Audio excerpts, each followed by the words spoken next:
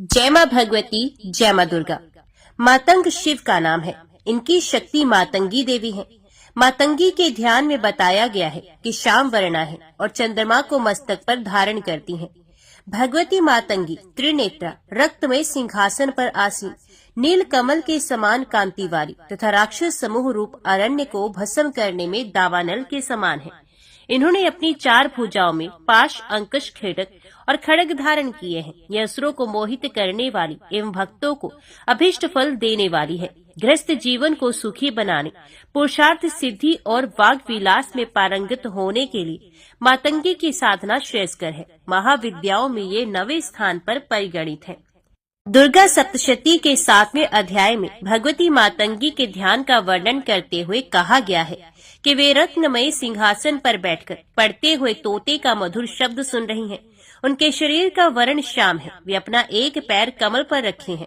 अपने मस्तक पर अर्धचंद्र तथा गले में कलहार पुष्पों की माला धारण करती हैं। वीणा बजाती हुई भगवती मातंगी के अंग में कसी हुई चोली शोभा पाती है। वे लाल रंग की साड़ी पहने तथा हाथ में शंख में पात्र लिए हुए हैं। उनके वदन पर मधु का हल्का हल्का प्रभाव जान पड़ता है और ललाट में बिंदी शोभा पाती है। इनकी वल की धारण करना नाद का प्रतीक है। तोते का पढ़ना ही वर्ण का उच्चारण करना है, जो बीजाक्षर का प्रतीक है। कमल वर्णात्मक सृष्टि का प्रतीक है। शंख पात्र ब्रह्मंद्र तथा मधु अमृत का प्रतीक है। रक्त वस्त्र अग्नि का ज्ञान का प्रतीक है। वाग देवी के अर्थ में मातंगी यदि व्याकरण रूपा है तो शुभ शिक्षा का प्रतीक है। 4 भुजाएं वेद चतुष्ट हैं। इस प्रकार तांत्रिकों की भगवती मातंगी महाविद्या, वैदिकों की सरस्वती भी है। तंत्र ग्रंथों में इनकी उपासना का विस्तृत वर्णन प्राप्त होता है। गुप्त नवरात्रि के दिनों में एक दिन ऐसा भी है जिस दिन आपको घर में अलग से मातंगी देवी की पूजा सामग्री न तो रखनी चाहिए, न ही उनकी उपासना स्थापना करके पूजा करनी चाहिए।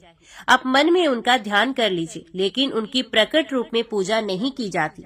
एक बार भगवान श्री हरि और उनकी पत्नी लक्ष्मी जी भगवान शिव और देवी पार्वती से मिलने के लिए उनके निवास स्थान कैलाश पर्वत पर गए। भगवान श्री हरि अपने साथ कुछ खाने की सामग्री भी लेकर गए और उन्होंने वे खाद्य पदार्थ भगवान शिव को भेंट रूप में प्रदान की। भगवान शिव और पार्वती ने उपहार स्वरूप प्राप्त वस्तुओं को खाया। भोजन करते हुए खाने के कुछ अंश नीचे धरती पर गिर गए। उन गिरे हुए भोजन के अंश में से श्यामवंत वाली देवी ने जन्म लिया, जो कि मातंगी के नाम से विख्यात हुई।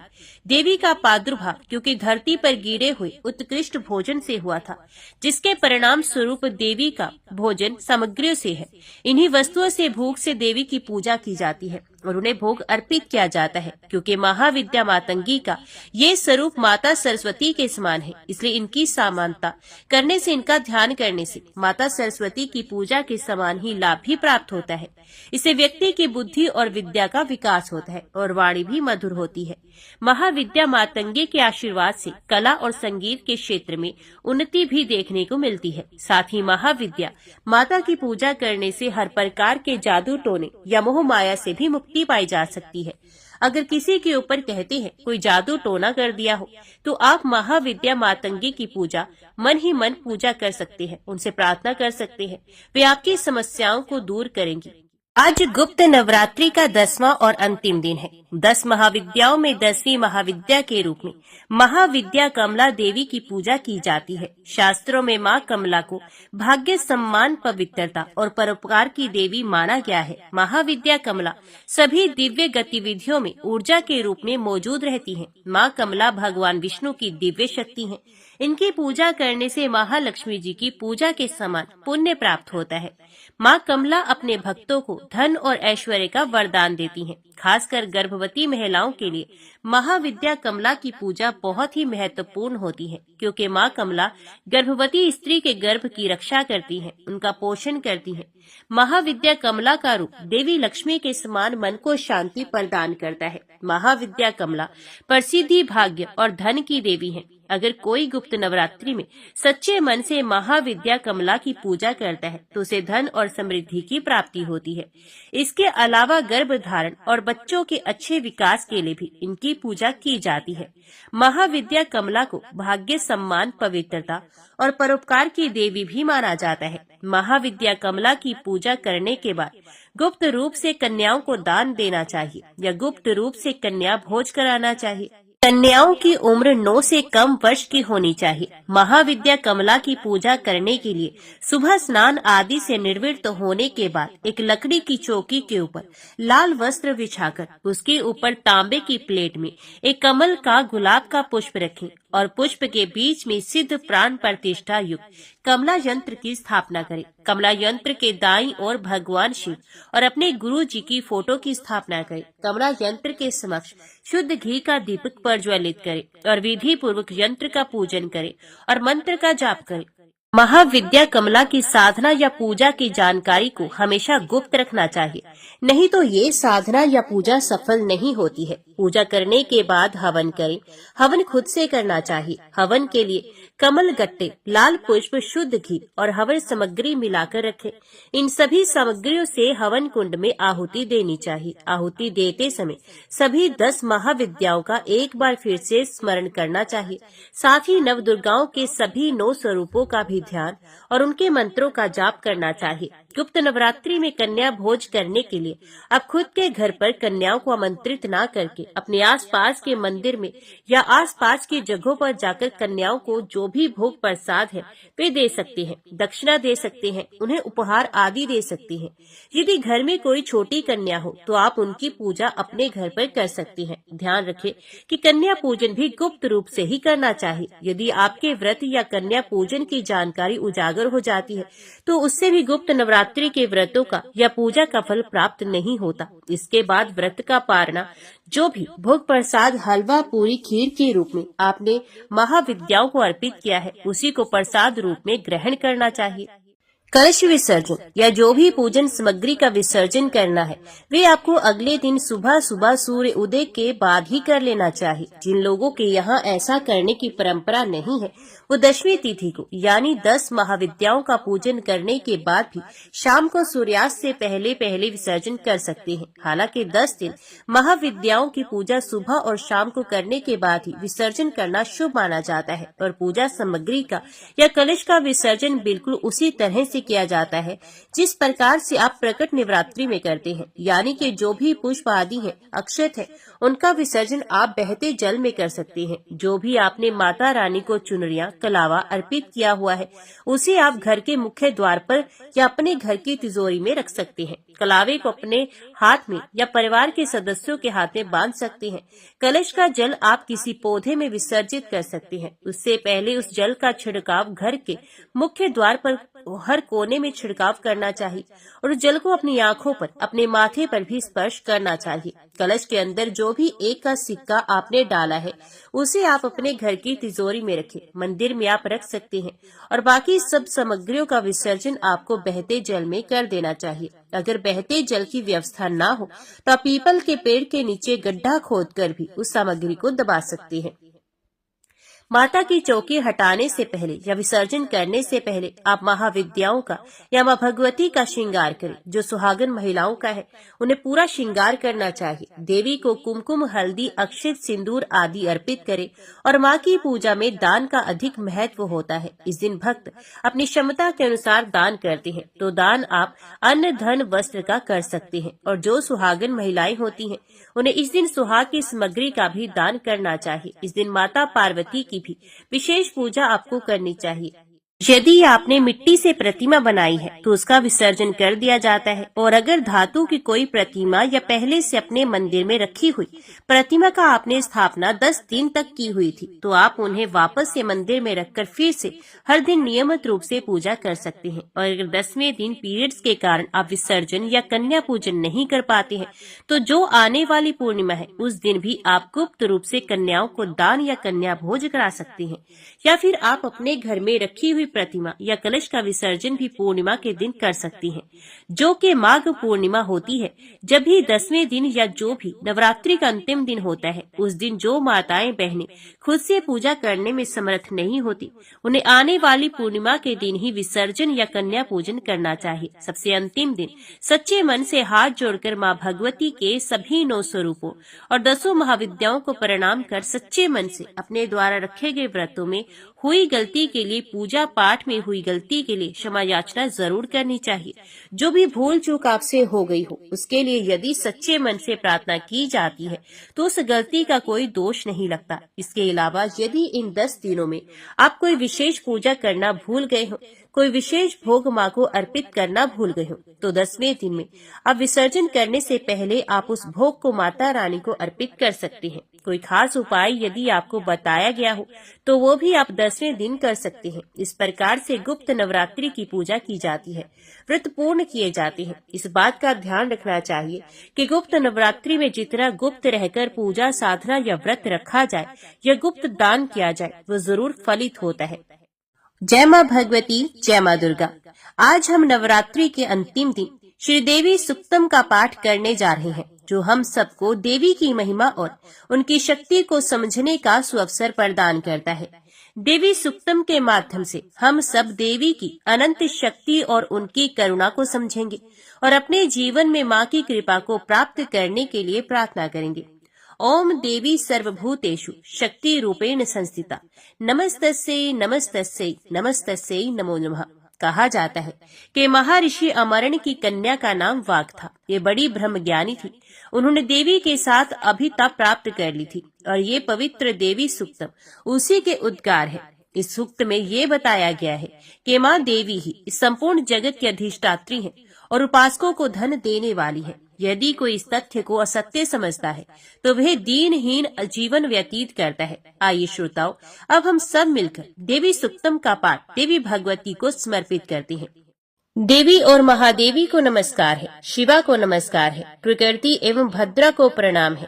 हम नियम पूर्वक जगदम्बा को नमस्कार करते हैं, रुद्रा को प्रणाम करते हैं, नित्या गौरी एवं धात्री को बारंबार नमस्कार है। ज्योत्सनामयी चंद्र रूपिणी एवं सुख स्वरूपा देवी को हम सतत प्रणाम है। शरणागतों का कल्याण करने वाली एवं सिद्धि रूपा देवी को बारंबार नमस्कार है। राक्षसों की लक्ष्मी, राजाओं की लक्ष्मी तथा शिव पत्नी को नमस्कार है। दुर्गा देवी को, दुर्ग स्थलों को पार करने वाली दुर्गपारा को, सारा सर्वकारिणी ख्याति कृष्णा और धूम्र देवी को सदैव नमस्कार है। अत्यंत सौम्य तथा अत्यंत रौद्र रूपा को हम नमस्कार करते हैं, उन्हें हमारा बार बार प्रणाम है।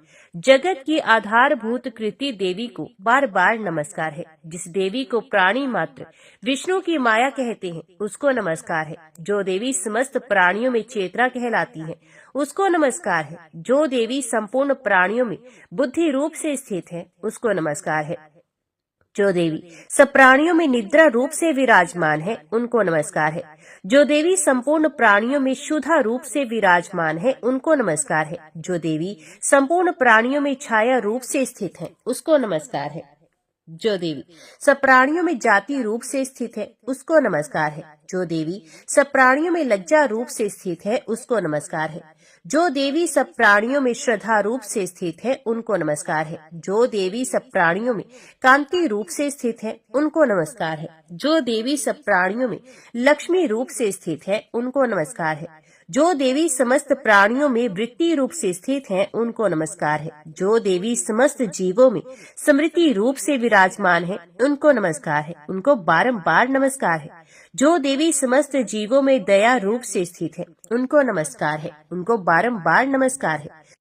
जो देवी समस्त जीवों में तुष्टि रूप से स्थित हैं, उनको नमस्कार है। जो देवी समस्त जीवों में मात्र रूप से स्थित हैं, उनको नमस्कार है। जो देवी सब जीवों में भ्रांति रूप से स्थित हैं, उनको नमस्कार है। जो देवी सभी प्राणियों की इंद्रियों के अधिष्ठात्री हैं और उसी प्रकार सब में व्याप्त है, उस देवी को बारंबार नमस्कार है। जो देवी चैतन्य रूप से इस संपूर्ण संसार को व्याप्त करके स्थित है, उसको बारंबार नमस्कार है। पूर्व काल में देवताओं ने अपना अभिष्ट फल पाने के लिए जिस भगवती की स्तुति की है और देवराज इंद्र ने बहुत दिनों तक जिसका सेवन किया है, वे कल्याण की साधना भुजा ईश्वरी हमारा कल्याण करे तथा सारी विपत्तियों को नष्ट करे। देवी भगवती बोली, मित्र वरुण अग्नि, इंद्र रुद्र वसु, आदित्य विश्वदेव और अश्विनी कुमारों, सोम याग विश्वकर्मा, सूर्य और ईश्वर नाम के देवों को मैंने ही धारण कर रखा है। जो मनुष्य देवताओं के उद्देश्य से हवन यज्ञ आदि का अनुष्ठान करते हैं, उनका फल मुझ में ही विद्यमान है। ब्रह्म साक्षात संवित ज्ञान रूपा मैं ही हूँ। ब्रह्मांड के अधिष्ठात्री, पार्थिव और अपार्थिव प्रदान करने वाली भी मैं ही हूँ। ये ज्ञान ही सब उपासनाओं का मूल है। मैं ही अनंत जीवों में उपस्थित हूँ। जीवों में अनादि खाद्य द्रव्य ग्रहण करने की क्रिया, देखना, सुनना, प्राण धारण करना आदि क्रियाएं मेरे ही कारण संभव है। देवता भी अनेक भावों से मेरी उपासना करती हैं। जो मनुष्य मुझे उपरोक्त भावना की दृष्टि से नहीं देखते, उनका विनाश अवश्यंभावी है। मैं जिसे चाहती हूँ उसे उच्च पद प्रदान करती हूँ, ब्रह्म के दर्शन कराती हूँ, ऋषि और सर्व ज्ञान संपन्न महर्षि बनाती हूँ, रुद्र के लिए धनुष चलाती हूँ। मेरी आत्मा ने ही जगत पिता ब्रह्मा को उत्पन्न किया है। इसके ऊपरी भाग में आनंद में कोश के अंदर, विज्ञान में कोश में 13 कारण अवस्थित है। देवता और मनुष्य मेरे द्वारा ही सेवित हैं। मैं समस्त लोकों में प्रविष्ट होकर रहती हूँ। मैं जल वायु की तरह प्रथित होती हूँ। इसी से ये समस्त सृष्टि आरंभ होती है। इस स्वर्ग तथा मृत्युलोक के परे भी मैं ही विद्यमान हूँ। यही मेरी महिमा है। जय मां भगवती, जय मां दुर्गा। प्रिय श्रोताओं, प्रस्तुत है देवी दुर्गा कवच का हिंदी अनुवाद। इस पाठ से शरीर के सभी अंगों की रक्षा होती है। ये पाठ महामारी से बचाव की शक्ति देता है। ये पाठ संपूर्ण आरोग्य का शुभ वरदान देता है और यह कवच पाठ अत्यंत गोपनीय पाठ है, इसलिए इसे पूरी पवित्रता से किया जाना चाहिए। 18 महापुराणों में से एक मार्कंडेय पुराण के अंदर देवी कवच के श्लोक अद्भुत देवी दुर्गा सप्तशती का हिस्सा है। देवी कवच को भगवान ब्रह्मा जी ने ऋषि मार्कंडेय को सुनाया था। महर्षि मार्कंडेय ब्रह्मा जी से बोले।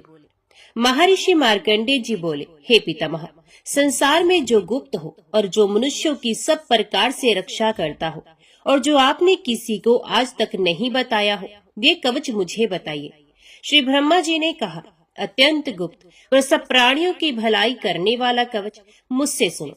प्रथम शैलपुत्री, दूसरी ब्रह्मचारिणी, तीसरी चंद्र घंटा, चौथी कुष्मांडा, पांचवी सकंद माता, छठी कात्यायनी, सातवीं काल रात्रि, आठवीं महागौरी तथा नववीं सिद्धिदात्री, ये देवी के 9 मूर्तियां हैं। ये नव दुर्गा कहलाती हैं। आग में जलता हुआ, रण में शत्रु से घिरा हुआ, विषम संकट में फंसा हुआ मनुष्य यदि दुर्गा के नाम का स्मरण करे तो उसको कभी भी हानि नहीं होती। रण में उसके लिए कुछ भी आपत्ति नहीं होती और न उसे किसी प्रकार का दुख या डर ही होता है।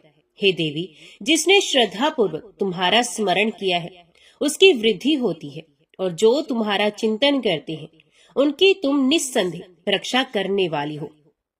चामुंडा प्रेत पर, वाराही भैंसे पर, रुद्री हाथी पर, वैष्णवी गरुड़ पर अपना आसन जमाती हैं। माहेश्वरी बैल पर, कौमारी मोर पर और हाथ में कमल लिए हुए विष्णु प्रिया लक्ष्मी जी कमल के आसन पर विराजती हैं। बैल पर बैठी हुई ईश्वरी देवी ने श्वेत रूप धारण कर रखा है और सब प्रकार के आभूषणों से विभूषित ब्राह्मी देवी हंस पर बैठती हैं। और इस प्रकार ये सब देवियां सब प्रकार के योगों से युक्त और अनेक प्रकार के रत्न धारण करती हैं। भक्तों की रक्षा के लिए संपूर्ण देवियां रथ में बैठी तथा क्रोध में भरी हुई दिखाई देती हैं तथा चक्र, गदा, शक्ति, हल और मूसल, खेटक और तोमर, परशु तथा पाश, भाला और त्रिशूल एवं उत्तम शारंग आदि शास्त्रों को दैत्यों के नाश के लिए और भक्तों की रक्षा करने के लिए और देवताओं के कल्याण के लिए धारण करती हैं। हे महारुद्र, अत्यंत घोर पराक्रम, महान बल और महान उत्साह वाली देवी, तुमको मैं नमस्कार करता हूँ। हे देवी, तुम्हारा दर्शन दुर्लभ है तथा आप शत्रुओं के भय को बढ़ाने वाली हैं। हे जगदम्बिके, मेरी रक्षा करो।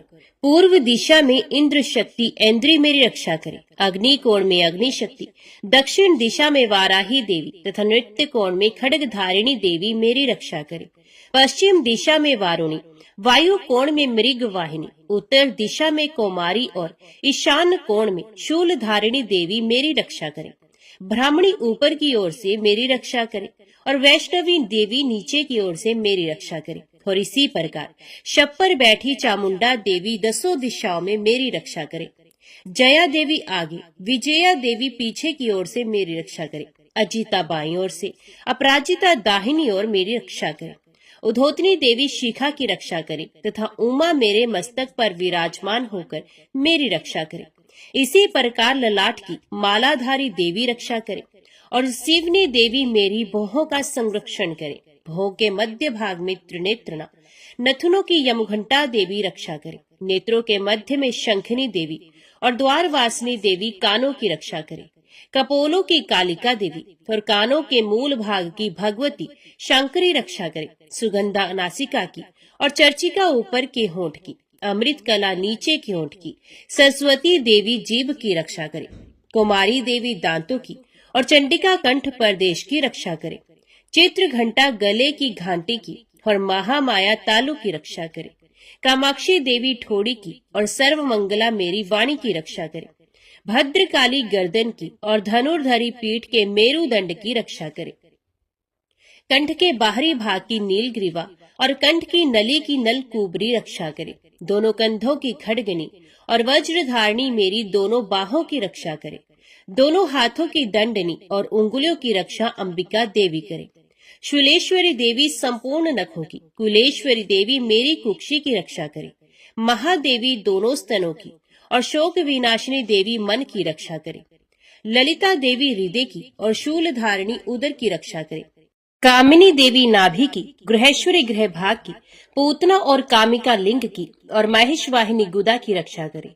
संपूर्ण कामनाओं को पूर्ण करने वाली महाबला देवी दोनों जंघाओं की रक्षा करे। विंध्यवासिनी दोनों घुटनों की और तेजसी देवी दोनों पांवों के पृष्ठ भाग की। श्रीधरी पांवों की उंगलियों की, तलवासिनी तलुओं की, दंश्राकाली देवी नखों की, ऊर्ध्व केशनी केशों की, बाघेश्वरी वाणी की रक्षा करे। रोमावलियों के छिद्रों की, कोबेरी और त्वचा की बागेश्वरी देवी रक्षा करे। पार्वती देवी रक्त, मज्जा, वसा, मांस, हड्डी की रक्षा करे। आंतों की कालरात्रि देवी, पित्त की मुक्तेश्वरी देवी, पद्मावती कमल कोश की, चूड़ामणि कफ की रक्षा करे। ज्वालामुखी नसों के जल की रक्षा करे। अभेद्या देवी शरीर के सब जोड़ों की रक्षा करे। ब्राह्मणी मेरे वीर की, क्षत्रेश्वरी देवी छाया की तथा धर्मधारिणी देवी मेरे अहंकार, मन और बुद्धि की रक्षा करे। प्राण अपान, व्यान उदान और समान की वज्रहस्ता देवी रक्षा करे। कल्याण शोभना मेरे प्राण की रक्षा करे। रस रूप गंध शब्द और स्पर्श इन विषयों का अनुभव करते समय योगिनी देवी मेरी रक्षा करे तथा सत्वगुण, रजोगुण और तमोगुण की रक्षा नारायणी देवी करे। आयु की रक्षा वाराही देवी करे। वैष्णवी धर्म की तथा चक्रणी देवी मेरे यश, कीर्ति, लक्ष्मी, धन, विद्या की रक्षा करे। इंद्राणी मेरे शरीर की रक्षा करे और हे चंडिके आप मेरे पशुओं की रक्षा करे। महालक्ष्मी मेरे पुत्रों की रक्षा करे और भैरवी मेरी पत्नी की रक्षा करे। राजा के दरबार में महालक्ष्मी तथा सब और व्याप्त रहने वाली विजया देवी चारों ओर से मेरी रक्षा करे। जो स्थान रक्षा से रहित हो और कवच में रह गया हो उसकी पापों का नाश करने वाली जयंती देवी मेरी रक्षा करे। अपना शुभ चाहने वाले मनुष्य को बिना कवच के एक पल भी कहीं नहीं जाना चाहिए, क्योंकि कवच रखने वाला मनुष्य जहाँ जहाँ भी जाता है वहाँ वहाँ उसे अवश्य धन लाभ होता है तथा विजय प्राप्त करता है।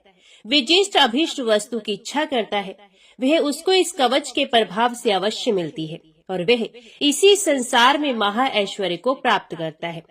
कवचधारी मनुष्य निर्भय होता है और वह तीनों लोकों में माननीय होता है। देवी का ये कवच देवताओं के लिए भी दुर्लभ है। जो प्रतिदिन नियम पूर्वक तीनों संध्याओं के समय श्रद्धा के साथ इसका पाठ करता है उसे देव शक्ति प्राप्त होती है। वे तीनों लोकों को जीत सकता है तथा अकाल मृत्यु से रहित होकर 100 वर्षों तक जीवित रहता है।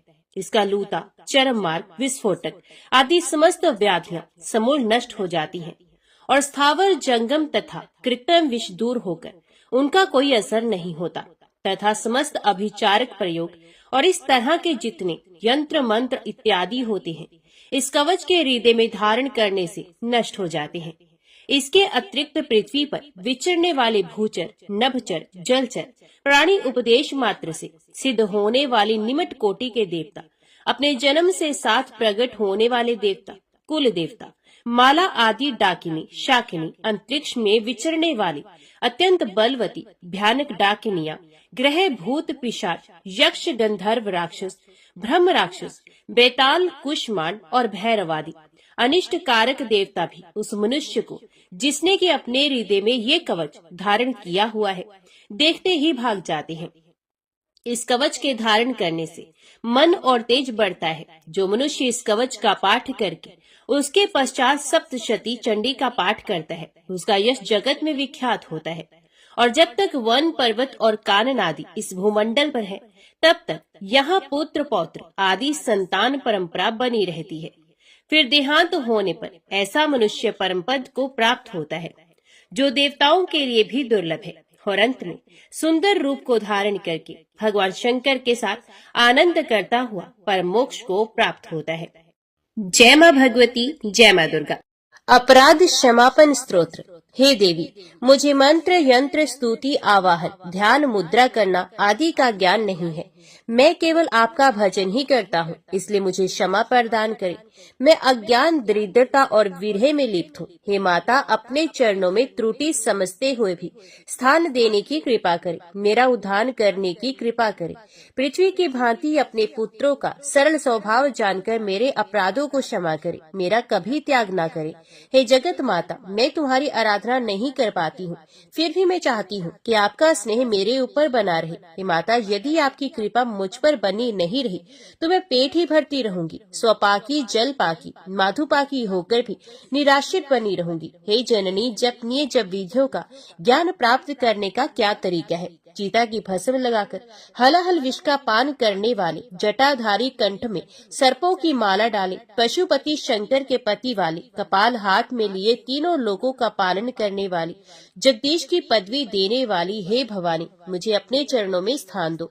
मुझे ना मोक्ष की अभिलाषा है, न संपूर्ण वैभव की इच्छा, न मुझे ज्ञान की आकांक्षा है। मैं आपकी सेवा करती रहूं, यही मेरी इच्छा है। हे माता, मैं आपसे विनती करती हूँ कि जन्म जन्मांतर तक आपके चरणों की सेवा में लिप्त रहूं। हे शिवानी, आप यदि किंचित मात्र भी मुझ अनाथ पर कृपा कर दो तो मेरा जन्म सफल हो जाएगा। हे दुर्गे दयानिधि, मैं भूख प्यास के समय भी आपका स्मरण करती रहूं। हे जगदम्बे, इससे विचित्र और क्या बात हो सकती है कि आप अपनी कृपा से मुझे परिपूर्ण कर दो। अपराधी होते हुए भी हे माता, मैं आपकी कृपा से वंचित ना रह जाऊं, मेरी यही अभिलाषा है। हे महादेवी, आप जो उचित समझे वैसा मेरे साथ व्यवहार करें। अभी सुनिए श्री दुर्गा चालीसा का पाठ। नमो नमो दुर्गे सुख करनी, नमो नमो अम्बे दुख हरनी। निरंकार है ज्योति तुम्हारी, तिहु लोक फैली उजियारी। शशि ललाट मुख महाविशाला, नेत्र लाल भ्रुकुटी विकराला। रूप मात को अधिक सुहावी, दर्श करत जन अत सुख पावे। तुम संसार शक्ति लैकीना, पालन हेतु अन्न धन दीना। अन्नपूर्णा हुई जगपाला, तुम ही आदि सुंदरी बाला। परले काल सब नाशन हारी, तुम गौरी शिव शंकर प्यारी। शिव योगी तुम्हारे गुण गावे, ब्रह्मा विष्णु तुम्हें नित्य ध्यावे। रूप सरस्वती को तुम धारा, देश बुद्धि ऋषि मुनन उबारा। धरियो रूप नरसिंह को अम्बा, प्रगट भई फाड़ कर खम्बा। रक्षा कर प्रहलाद बचायो, हिरणाक्ष को स्वर्ग पठायो। लक्ष्मी रूप धरो जग माही, श्री नारायण अंग समाही। शिर सिंधु में करत विलासा, दया सिंधु दीजे मन आसा। हिंगलाज में तुम्ही भवानी, महिमा अमत न जात बखानी। मातंगी और धूमावती माता, भुवनेश्वरी बगला सुखदाता। श्री भैरव तारा जग तारणी, शीर्ण भाल भव दुख निवारणी। केहर वाहन सोह भवानी, लांगुर वीर चलत अगवानी। कर में खप्पर खड़ग विराजे, जाको देख काल डर बाजे। सोहे अस्त्र और त्रिशूला, जाते उठत शत्रु है शूला। नगर कोट में तुम ही विराजत, तिहु लोक में डंका बाजत। शुंभ निशुंभ दानव तुम मारे, रक्त बीज शंखन संघारे। महिषासुर अभमानी, जय अखबार मही अकुलानी। रूप कराल काली का धारा, सेन सह तुम ते संघारा। परी गाढ़ संतन पर जब जब, भई सहाय मात तुम तब तब। अमरपुरी और वास्तव लोका, तब महिमा सब रहे अशोका। ज्वाला में है ज्योति तुम्हारी, तुम्हें सदा पूजे नर नारी। प्रेम भक्ति से जो यश गावे, दुख दारिद्र निकट नहीं आवे। ध्यावे तुम्हें जो नर मन लाई, जन्म मरण ताको छुट जाय। जोगी सुरमुन कहत पुकारी, योग न हो बिन शक्ति तुम्हारी। शंकर आचार स्तप कीनो, कामर क्रोध जीत सब लीनो। निश्चिन ध्यान धरो शंकर को, काहू काल नहीं सुमिरो तुमको। शक्ति रूप का मर्म न पायो, शक्ति गई तब मन पछतायो। शरणागत हुई कीर्ति बखानी, जय जय जय जगदम्बा भवानी। भई प्रसन्न आद जगदम्बा, तिस शक्ति नहीं कीन विलंबा। मोको मात कष्ट अत घेरो, तुम बिन कौन हरे दुख मेरो। रिपु मूर्ख मोह अत डर पावे, शत्रु नाश कीजे महारानी। सुमिरो इक चित तुम्हें भवानी। करो कृपा हे मात दयाला, रिद्धि सिद्धि दे करो निहाला। जब लग ज्यों दया फल पाओ, तुम्हारो यश में सदा सुनाओ।